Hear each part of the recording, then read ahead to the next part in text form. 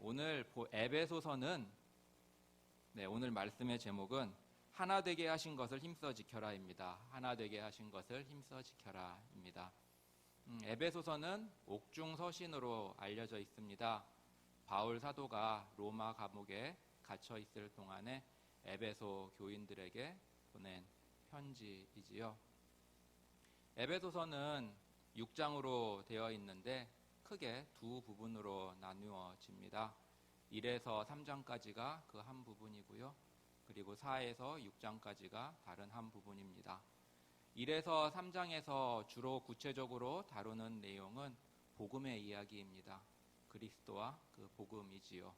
그리고 4장에서부터 6장까지는 우리들의 이야기로서 우리의 삶에 그 복음을 어떻게 적용하며 살 것인지에 대해서 초점을 맞추고 있는 것이 4장에서부터 6장까지의 내용입니다.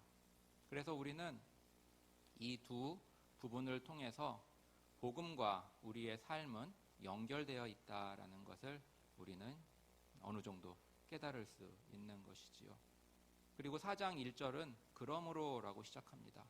즉 복음의 이야기를 한 후에 사도 바울은 그러므로 한 다음에 우리로 하여금 그 복음에 합당한 삶이 어떤 것인지 초점을 맞추고 있지요.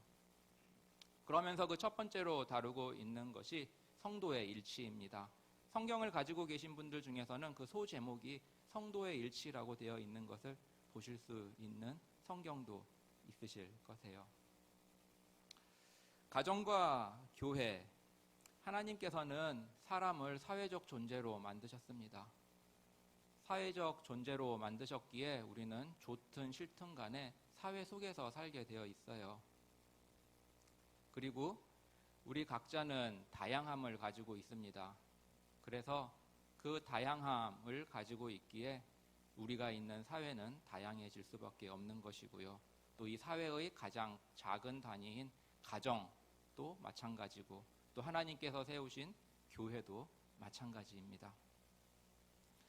하나님께서 우리를 교회 안으로 부르신 것도 그리고 교회가 무인도나 깊은 산골짜기 아무도 살지 않는 곳에 세워진 것이 아니라 이 사람들이 있는 곳에 세워진 것도 우리 교회를 통해서 또 교회 안에서 이 상호작용을 하며 서로 간에 서로 관계를 맺으며 살아가도록 하신 하나님의 그러한 섭리일 것입니다. 가정도 그렇고 교회도 그렇고 서로 다른 배경 가운데 살아온 환경이 있기 때문에 서로 다르지만 그렇지만은 그 다양성을 교회와 가정은 존중하며 살아가고 있고요. 또한 그 다양성으로 그치는 것이 아니라 하나됨이 이 가정과 교회 안에 있는 것이 분명합니다. 그래서 가정과 교회는 다양성과 하나됨이 공존하는 그러한 하나님께서 세우신 공동체라고 말할 수 있지요. 오늘 본문 4절인데요. 우리 본문 4절을 함께 읽어보도록 하겠습니다. 몸이 하나이요 성령이 하나이니 이와 같이 너희가 부르심의 한 소망 안에서 부르심을 입었느니라. 아멘. 여기서 바울은 이 성도의 일치라는 주제에 가지고 이 성도의 일치의 근본, 이 근거가 되는 것이 무엇이냐라는 것을 4절에서 말하고 있어요. 그래서 4절에서 무엇이라고 말하냐면 몸이 하나이요 성령이 하나이니 이와 같이 너희가 부르심에 한 소망 안에서 부르심을 입었느니라 라고 말씀하고 있습니다. 즉 한 몸, 교회의 몸, 그리스도 하나의 그리스도의 몸 되심 안에서 그리고 또한 성령, 한 성령 안에서 너희들이 한 소망으로 부르심을 입었다라는 것입니다. 그렇기 때문에 교회 안에 있는 성도님들은 우리 지체들은 한 몸 안에 소속된 지체인 거예요. 우리도 몸이라고 하는데 이 몸에는 많은 지체가 있지 않습니까? 손도 있고 발도 있고 장기들도 있고 지체들이 많이 있는데 이것을 우리는 하나하나 따로 부르지 않습니다. 그래서 하나의 몸이라고 부르지요. 교회도 그와 같다는 것을 말씀하고 있습니다. 그리고 또한 한 성령 안에서라고 또 말씀하고 있습니다. 그래서 우리 믿는 사람들에게 우리 각자에게 내주하시는 성령님은 다른 성령님이 아니라 한 성령님이에요. 네, 우리 허건사님에 계신 성령님과 우리 윤건사님에 계신 성령님은 다른 성령님이 아니라 한 성령님. 그리고 여기에 나와서 오늘 찬양하는 우리 어린이들의 마음속에 내주하시는 성령님과 또 우리 계시는 여기 어르신들 또 권사님, 장로님들 이렇게 계시는 성령님도 한 성령님, 같은 성령님이라는 것이죠. 그 같은 성령님과 같은 하나의 몸 되신 그리스도, 그것이 성도의 일치됨의 근거라고 말씀하고 있습니다. 그리고 또 부르심의 한 소망 안에서 부르심을 입었느니라 라고 하고 있죠. 이 소망, 부르심의 한 소망, 이 소망은 우리의 소망이라기보다는 하나님의 소망이라고 할 수 있습니다. 그래서 하나님의 소망 안에서 우리들이 부르심을 받은 거예요. 무엇로요? 하나됨으로 말이죠. 그럼 우리 하나님의 소망이라 하면 무엇일까요? 하나님의 소망은 간단히 말해서 구원이겠죠. 구원 역사이겠죠. 그렇습니다. 그렇게 하나님께서는 우리를 부르시고 그 하나됨의 그 근거로서 몸 되신 그리스도와 또 같은 성령과 그리고 하나님의 그 구원의 소망을 근거로 들고 계십니다. 오늘 본문 5절과 6절을 한번 같이 읽어보도록 하겠습니다. 5절과 6절입니다. 주도 하나이요, 믿음도 하나이요, 세례도 하나이요, 하나님도 하나이시니 곧 만유의 아버지시라. 만유 위에 계시고 만유를 통일하시고 만유 가운데 계시도다. 아멘. 주도 하나이요 라고 말씀하고 있습니다. 주 누구시죠? 예수 그리스도입니다. 바울은 여기서 예수 그리스도를 주라고 말씀하고 있습니다. 헬라어로는 여러분들이 잘 아는 퀴리오스입니다. 주. 이 단어는 영어로서는 로드, LORD고요. 또 다른 말로는 왕, 주인 이런 의미를 가지고 있습니다. 바울은 그의 서신서에서 예수 그리스도를 구원자라고 부르기도 하지만 오히려 구원자보다는 주라는 표현을 더 많이 사용하고 있습니다. 이것은 우리에게 말씀하고자 하는 의도가 분명하죠. 그리스도는 구원 티켓이 아니야. 그리스도는 주야, 주인이야. 너희 인생의 주인이야, 왕이야 라고 말씀하고 있는 것이죠. 바울이 살던 당시에 주라고 불릴 수 있는 사람은 사람들이 주라고 했을 때 떠올리는 이미지는 거의 한 사람이었습니다. 그게 누구냐면 로마 황제였어요. 로마 황제를 그 로마 사람들은 주라고 불러왔습니다. 그런데 바울은 대담무쌍하게도 로마 황제가 주가 아니라 예수 그리스도가 주야라고 말씀하고 있는 것이죠. 인생의 주, 여러분들의 삶의 주인. 여기서도 말씀하고 있습니다. 주도 하나이요. 바로 한 분의 주는 오직 예수 그리스도임을 말씀하고 있지요. 그리고 또 믿음도 하나이요 라고 말하고 있습니다. 이 믿음은 무엇이겠죠? 예수 그리스도를 믿는 믿음을 말하고 있습니다. 다른 믿음은 아니야. 오직 예수 그리스도의 믿음만이 유일한 믿음이야 라는 것을 말씀하고 있습니다. 그리고 또 세례도 하나이요 라고 말하고 있습니다. 이 세례는 무엇이죠? 세례는 그리스도에 대한 신앙 고백 위에 성부와 성자와 성령의 이름으로 베풀어지는 것, 받는 것이 바로 세례입니다. 그러니까 그리스도를 믿는 신앙 고백 위에 주는 것이 세례예요. 그렇기 때문에 그 신앙 고백이 굉장히 중요합니다. 누구에 대한 신앙 고백이냐면 예수 그리스도에 대한 신앙 고백, 그것이죠. 그 위에, 그 믿음의 그 고백 위에 성부와 성자와 성령의 이름으로 세례를 주는 그것이 바로 세례인데, 그 세례도 하나이다라는 것입니다. 즉 오직 예수 그리스도를 믿는 그 믿음의 고백 위에 내려지는 그 한 세례를 말씀하고 있지요. 그리고 하나님도 하나이시다라고 말씀하고 있습니다. 그리고 그 하나님을 아버지라고 말씀하고 있지요. 그래서 하나님도 하나이시니 곧 만유의 아버지라라고 말씀하고 있습니다. 여기서 만유의 아버지라는 것을 영어 성경에서 보면 Father of all입니다. all. all이라는 건 다 알죠? 모든 것. 모든 것이시요. 그래서 이 아버지라는 것은 창조의 의미로서의 아버지입니다. 창조의 의미로서. 그러니까 구원자로서의 아버지라고 하면은 모든 만물들이 구원을 받아야 하는 그러한 맞지 않는 일이 생기기 때문이지요. 그래서 여기서의 의미는 창조자로서의 Father, 아버지를 말하고 있습니다. 예를 들어서 우리 지구를 영어로 뭐라 그러냐면 다른 말로 의역을 하자면은 Mother of Nature라고 합니다. 자연의 어머니라고 하죠. 왜 자연의 어머니예요, 지구가? 지구에서 다 낳고 자라고 죽고 하기 때문에 이 지구를 어머니라고 하지 않습니까? 이런 의미에서 또 하나님께서는 모든 것의 창조자이심을 말씀하고 있습니다. 그런데 그 뒤에 보면은 무엇이 또 덧붙여져 있냐면은 만유 위에 계시고 만유를 통일하시고 만유 가운데 계시도다라고 말씀하고 있습니다. 영어로는 over all, through all, in all입니다. over는 위에죠. 모든 것 위에. through all, 모든 것을 통하여, 관통하여. 그리고 또 in all, 모든 것 안에라는 것이죠. 여기서 우리는 하나님의 전지전능하심으로 다스리시는 통치자 그리고 주권자임을 우리 바울 사도가 말씀하는 것을 볼 수 있습니다. 그런데 아마 이것도 바울 사도는 모자랐을 거예요. 사실 우리는 표현에 있어서 언어의 한계를 있습니다. 그래서 무엇을 표현하고 싶지만 언어가 받쳐주지 않기 때문에 기껏 말해봤자 엄청 아니면은 굉장히 이 정도밖에 안 된다는 거죠. 그래서 계시록이나 이런 데 보면은 이 요한 사도가 천국을 봤는데 그 천국을 형용할 수 있는 언어가 없기 때문에 빗댄 것이 금, 아니면 황옥, 노곡 이 정도인 것이라고 우리가 볼 수 있지요.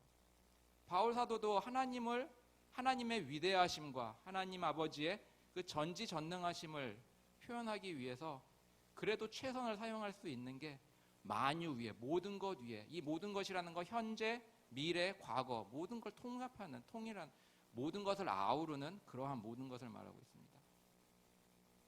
모든 것 위에, 모든 것을 다 관통하셔서, 그리고 모든 것 안에. 그러니까 이 모든 것 안에라는 건 모든 것 가운데, 그러니까 편재성이죠. 안이 계신 곳이 없다. 그것을 말씀하고 있습니다. 오늘 우리가 4절에서 6절까지 이렇게 본문을 읽었는데 여기서 자주 나오는 단어가 하나가 있습니다. 무엇이죠? 방금 힌트 드렸어요. 네, 하나 있습니다. 하나입니다. 하나. 하나라는 단어가 이 4절에서 6절까지 7번 사용되고 있어요. 이 하나됨이 얼마나 중요한지, 또 우리 그리스도인들을 하나님께서 하나됨으로 부르신 것을 계속해서 강조하면서 그것이 성도의 일치를 이루는 근거가 됨을 말씀하고 있습니다. 그렇기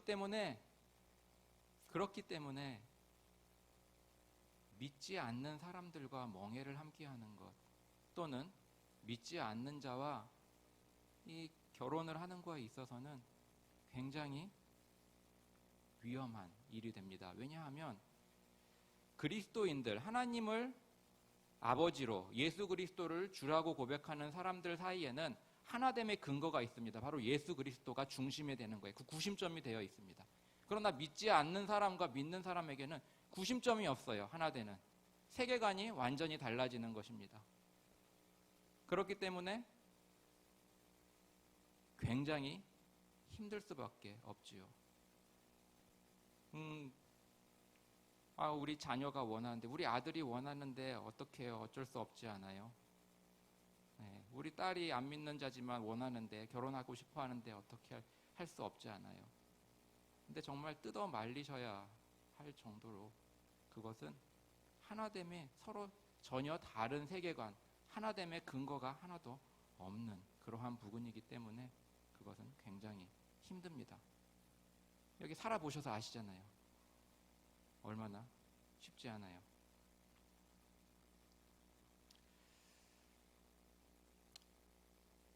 믿음이 우선입니다. 우리의 자녀들이 있으신 우리 부모님들 꼭 믿음을 보시고 선택하셨으면 좋겠어요. 돈도 사실은 없어집니다. 그리고 또 권력, 권리, 명예 이런 것도 안개와 같아요. 하지만 그리스도의 믿음에 바로 서 있기만 한다면 하나님이 그와 함께 하시는데 얼마나 든든한 것입니까? 네. 혹시 이렇게 생각하실 분도 모르시겠어요. 목사님 아직 애 안 키워봤지? 아직 안 커서 결혼할 나이 안 돼봤지? 커봐봐. 네, 저도 그래서 기도해야 할 일이 기도 제목이지요. 우리의 자녀가 믿음의 사람과 결혼할 수 있도록 그렇게 말이지요. 이 부분에서 몇 가지 예를 들어보려고 합니다. 여러분, 어느 부부가 행복할까요? 두 부부가 있습니다. 도둑 부부와 판사 부부입니다. 어느 부부가 더 행복할까요? 네, 이것은 제가 이 두란노 아버지 학교에서 들은 예화인데 아직까지 기억에 남고 또 그래서 좀 나눠보려고 합니다. 이 도둑 부부가 있습니다. 이 도둑 부부는 이제 어느 날 이 도둑 부부가 도둑질을 하러 밤에 움직였습니다. 근데 이제 부인이 남편에게 이렇게 말합니다. 여보, 당신은 어쩜 그렇게 담을 넘을 때 그렇게 멋있게 넘어요? 너무 멋지게서 제가 반해요. 그렇게 말하니까 도둑의 남편이 당신 어쩜 그렇게 망을 잘 봐? 그래서 내가 편하게 넘을 수 있는 거야. 이렇게 말한 겁니다. 그래서 또 이 아내가 여보, 당신은 어떻게 자물쇠를 따는데 한 방에 따네요? 너무 멋진 실력을 가졌어요. 이렇게 또 칭찬을 하는 것입니다. 다음은 판사 부부입니다. 판사 부부가 대화가 됐어요. 남편이 이 사건은 이렇게 판결을 내리는 게 맞아 라고 합니다. 그랬더니 옆에서 보고 있던 아내 판사가 아니지, 이 사건은 저렇게 판결을 내려야지 라고 합니다. 그러니까 남편이 알지도 못하면 그냥 좀 가만히 있지 이렇게 합니다. 그러니까 아내가 말 좀 예쁘게 하면 안 돼요? 인성이 안 돼가지고 쯧쯧. 네. 부부가 아무리 도둑질을 하고 해도 행복한 부부가 있는 반면 부부가 아무리 똑똑해도 불행한 부부가 있습니다. 하나 되는 부부가 더 행복한 부부이지요. 한 목사님께 어느 동갑내기 부부가 찾아왔습니다. 사이가 안 좋아서 목사님께 상담을 받으러 온 거예요. 먼저 아내 되는 분이 목사님에게 막 얘기를 합니다. 이렇게 듣고 보니까는 남편이 잘못한 것 같아요. 그래서 아내가 맞는 것 같아요. 그러더니 이제 남편이 얘기를 합니다. 그래서 남편이 하는 말이 우리 이 와이프는 사사건건 이 자신을 무시한다라는 거예요. 그래서 조금만 서로에게 의견이 갈려도 이 아내가 상습적으로 하는 말이 뭐냐면 야, 너 수능 몇 점 맞았어? 나보다도 못 본 주제에. 이렇게 얘기를 한다는 것입니다. 아내가 남편보다 수능 점수가 높았거든요. 이렇게 상대방을 깎아내리고 무시하는 것. 이런 걸로 인해서 사이가 굉장히 어려워지는 그러한 것이지요. 오늘 본문 에베소서 4장 3절 말씀을 우리 한번 같이 읽어보겠습니다. 평안에 매는 줄로 성령에 하나 되게 하신 것을 힘써 지키라. 아멘. 에베소서 4장 3절에서 바울 사도는 말씀하고 있습니다. 뭐냐면 이미 하나 되게 하셨다라고요. 성령이 하나 되게 하신 것을 이라고 말하고 있습니다. 하나 되게 하셨다는 거예요. 그것을 뭐 해야 된다고요? 힘써 지켜라 라고 말하고 있습니다. 여기서 힘써 지켜라 라는 영어의 표현은 make every effort입니다. 그러니까 뭐냐면 모든 노력을 다 기울여라 라는 거예요. 하나 되게 하신 것을 지키기 위해서 모든 노력을 다 기울여라 라고 말하고 있습니다. 우리는 어떻습니까? 하나됨을 위해서 모든 노력을 기울이고 있나요? 부부의 관계에서도 마찬가지고 교회 공동체 안에서도 마찬가지고 우리의 노력은 어느 정도 되나요? 근데 여기서 평안에 매는 줄이라고 말씀하고 있습니다. 이 평안에 매는 줄, 이것은 이 평화의 끈 또는 평화의 접착 같은 의미를 가지고 있어요. 그러니까 하나님께서 성도들에게, 교회에게 평안의 줄로 이렇게 하나 되게 하신 것을 우리가 해야 할 일은 무엇이냐면 그것을 노력을 다해서, 모든 노력을 다해서 힘써 지켜나가야 하는 것이라고 말씀하고 있습니다. 우리 주 예수 그리스도를 이사야서에서는 평강의 왕이요라고 하고 있습니다. 같은 단어예요. 헬라어로선 에이레네, 그리고 히브리어로선 샬롬. 샬롬은 다 알잖아요. 같은 단어로서 사용되고 있습니다. 평화, 평안. 그 평안의 줄로 하나 된 것을 우리들이 힘써 지키라고 하고 있습니다. 그것은 누가 만드셨어요? 바로 예수 그리스도께서 자신을 희생하여 만드신 평화입니다. 그래서 그 방법, 그래서 그 힘써 지켜야 되는 어떻게 방법에 대해서 4장 2절에서 한번 말씀하고 있는데요. 한번 같이 읽어보겠습니다. 모든 겸손과 온유로 하고 오래 참음으로 사랑 가운데서 서로 용납하고. 아멘. 평안을 여는 줄을 그 안에서 그 하나됨을 힘써 지키기 위해 성도들이 해야 할 것은 모든 겸손, 그 다음에 온유, 그리고 오래 참음, 그리고 용납이라고 말씀하고 있습니다. 겸손이라는 것은 낮아짐이지요. 우리 그리스도인들에게 있어서 낮아짐, 잘하는 낮아짐이 있습니다. 잘하는 낮아짐은 뭐냐면 하나님 앞에서 낮아지는 건 그리스도인들이 참 잘해요. 그런데 잘 못하는 낮아짐이 있어요. 형제 자매 앞에서 낮아짐은 잘 못합니다. 그러나 여기서 성도의 일치를 위해서 낮아짐은 형제 자매 안에서 앞에서 낮아짐을 얘기하고 있습니다. 그래서 성경은 말씀하고 있잖아요. 나보다 남을 더 낮게 여기고 나은 사람으로 여기라라고 말씀하고 있지 않습니까? 그것이 우리에게 필요한 것이에요. 그것이 바로 여기서 말하는 겸손입니다. 나보다 상대방이 나음을 낫다고 여기는 것, 낫다고 하는 것. 그 다음에 온유를 말하고 있습니다.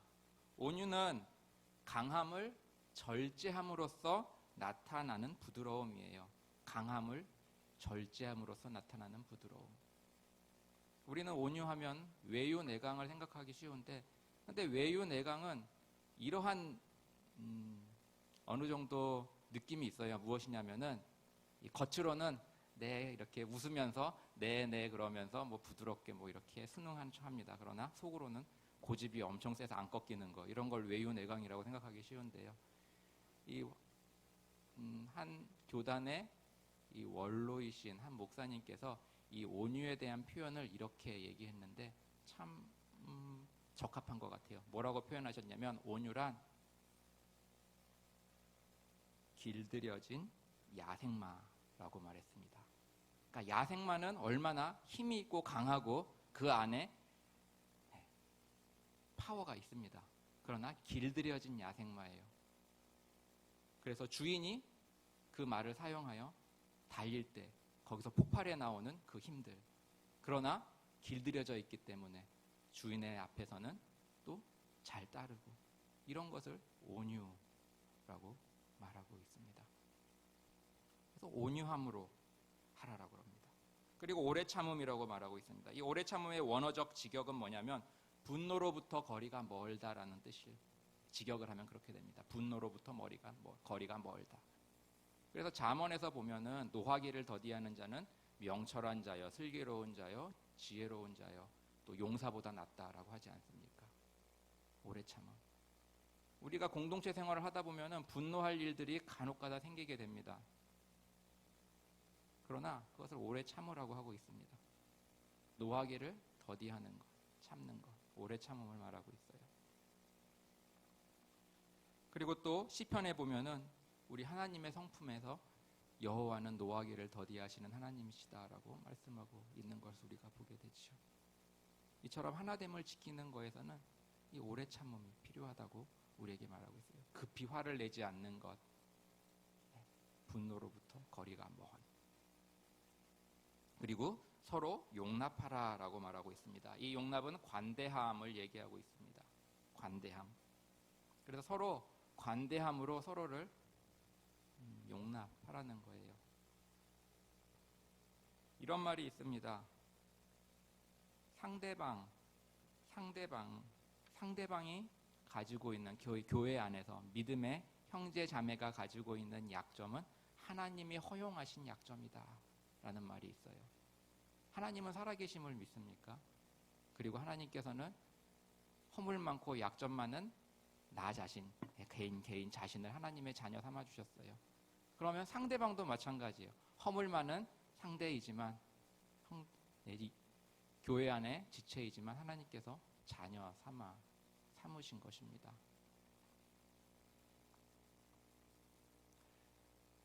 교회 안에서 하나 되는 것,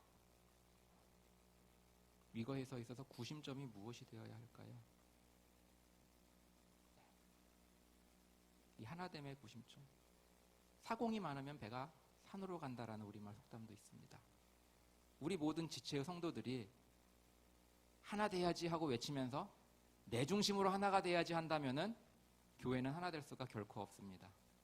그래서 하나님께서 세우신 것이 영적 리더예요.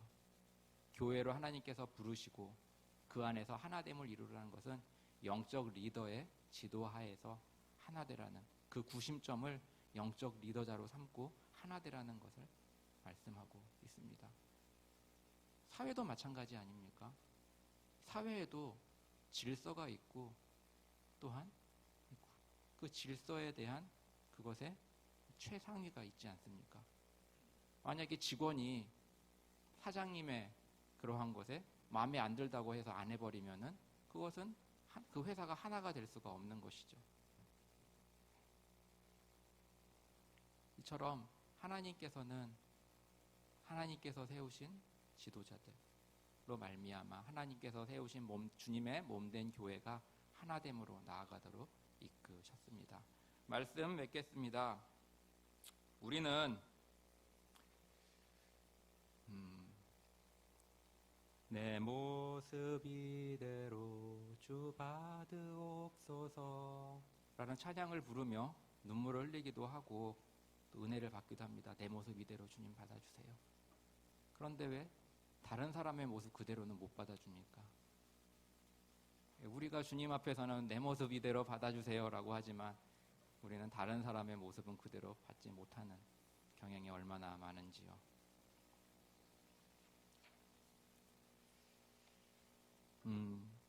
나를 지으신 이가 하나님이라는 찬양이 있죠. 나를 지으신 이가 하나님, 나를 부르신 이가 하나님, 나를 보내신 이도 하나님, 나의 나 된 것은 다 하나님의 은혜라. 근데 그것을 그로 바꿔보세요. 그래도 은혜가 됩니다. 여러분들이 생각하는, 미워하는, 원수같이 생각하는 그를 생각하시면서 그를 지으신 이가 하나님, 그를 부르신 이가 하나님, 우희경경체로 부르셨대요. 그를 보내신 이도 하나님, 그를 내 배우자로 보내셨대요. 끔찍하나요? 그의 그된 것은 다 하나님 은혜라. 그게 그된 것은 다 하나님 은혜라고. 오늘 우리가 이제 마지막으로 찬양을 부를 텐데 주가 일하시네라는 찬양을 부르고 기도할 거예요. 여기서 가사가 보면 주가 일하시네 주께 아끼지 않는 자에게 라는 단어가 있습니다. 주께 아끼지 않는 자라는 그 뜻에는 이 물질뿐만이 아니라 주님의 말씀에 순종하기 위해서 자기 자신을 다 이렇게 써버리는 그런 것을 말씀하고 있어요. 자신의 생각, 자신의 판단, 이 모든 것들을 등등을 다 주님의 말씀에 순종하기 위해서 다 내려놓는 것. 주께 아끼지 않는 자라는 것을 그 뜻에 포함되어 있습니다. 그리고 주가 일하시네 신뢰하며 걷는 자에게 하나님의 살아계심을 믿고 하나님을 신뢰하며 그 말씀에 순종하며 나아가는 그런 것이 그 사람에게 주가 일하심을 말씀하고 있지요. 오늘 그리고 우리가 찬양 시간에 불렀던 이 아름답고 눈부신 십자가의 길, 역설 아닙니까? 십자가의 길은 아름답고 눈부시지 않은데 그 십자가의 길이 아름답고 눈부시다. 역설 아니에요. 그리고 또 져야만 승리하는 놀랍고 영원한 신비. 이것도 역설이잖아요. 어떻게 져야만 승리가 됩니까? 지면 지는 거지요. 그런데 예수 그리스도는 살아계시기 때문에 또 예수님께서 그 길을 가셨어요. 그러면서 그의 백성된 우리에게 그 십자가의 길이 바로 이기는, 승리하는 신비의 길, 영원한 놀랍고 영원한 신비의 길이다라고 말씀하고 있습니다. 우리 주님께서 먼저 그 길을 가셨습니다. 그리고 우리 보고 그 길을 따라오라고 합니다. 그렇습니다. 우리도 우리의 이성으로, 우리의 판단으로 이해가 되지 않더라도 주님의 그 말씀에 순종하며 나아갈 때 주님께서 우리의 인생을 책임져 주시고 또 우리에게 귀한 승리로 보답해 줄 줄 믿고 그렇게 순종하며 나아가는 우리 모두가 되기를 주님의 이름으로 축원합니다.